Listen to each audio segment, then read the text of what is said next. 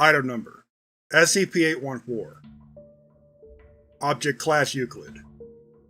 Special Containment Procedures. SCP-814-1 is to be kept in a sprung, evacuated anechoic chamber within the quiet area of a Type 4 acoustic containment facility. SCP-814-2 is to be stored in a climate-controlled locker outside the facility's quiet area. As its mechanisms are very fragile, SCP-814-1 is not to be accessed under any circumstance without the authorization of its Senior Researcher, or HMCL. In the event of a site emergency, SCP-814 is to be remotely destroyed. Description: SCP-814-1 is an ornate mahogany enclosure housing an antique wax cylinder type phonograph, circa 1900 CE, of unique design. The internal mechanism, which is completely functional, is capable of holding up to 4 music cylinders. Notably, it is capable of the replay of multiple cylinders simultaneously. The manufacturer's mark, SYNCOPE, is etched on several of the phonograph's components. SCP-814-2 is a set of 4 phonograph cylinders, recovered from SCP-814-1's 4-cylinder slots. These cylinders are of approximately the same age as SCP-814-1, albeit made of hardened steel, rather than wax. Each cylinder has the phrase, "pure tone," engraved on each end, followed by a number indicating the frequency, in Hz, of a sine wave tone produced by playing the cylinder. 55 Hz, 440 Hz, 3.52 kHz, and 14.08 kHz, respectively. The cylinder's audio grooves are engraved with extreme precision, even under confocal microscopy. The grooves show no apparent deviation from the pattern required to produce a pure tone of precisely the given frequency. Significant Effects: SCP-814-2. When SCP-814-2 cylinders are played via SCP-814-1, the sine wave tones produced are anomalously free of distortion.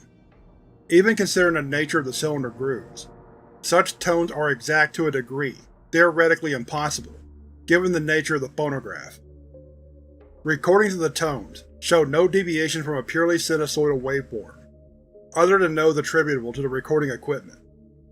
When digital recorders are directly connected to SCP-814-1, the resultant tones are sinusoidal to within the quantization error of the equipment used. This phenomenon has been confirmed from 8-bit, 11 kHz, up to 32-bit, 192 kHz precision. The cylinders can be played individually, or in groups, the latter producing various dyad, triad, or tetrad octave harmonies. Humans exposed to the tones produced when SCP-814-2 is played via SCP-814-1 describe subtle, but pervasive feelings of harmony, correctness, and well-being. This experience is moderately addictive. As such, human experimentation with SCP-814 is to be limited. Subjects exposed to playback of SCP-814-2 via any other cylinder phonograph report no such experiences. Significant Effects: SCP-814-1.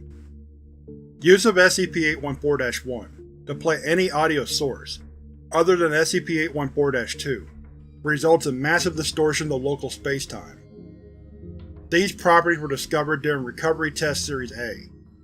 During these tests, human subjects that had been exposed to the output of the SCP-814-1/2 combination became insistent on trying new audio cylinders. A subsequent transient effect, initially thought to be a monitoring glitch, but now thought to have been caused by vigorous removal of audio cylinders while SCP-814-1 was still engaged, resulted in the deaths of all personnel within the test chamber. After extensive experimentation, the following general theory of the object's operation has been exposed.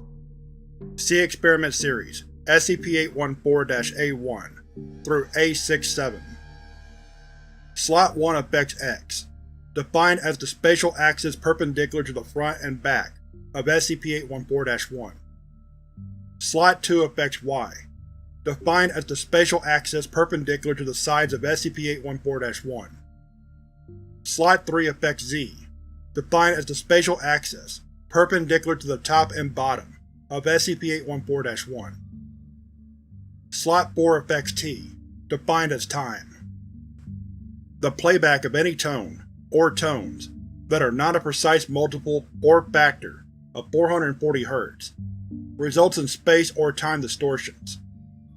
The extent and severity of these distortions depends on the amplitude of the cylinder grooves, the setting of SCP-814-1's volume lever, and the degree to which the pitch, or pitches, in the source are not precisely in tune with the idealized 440 Hz reference.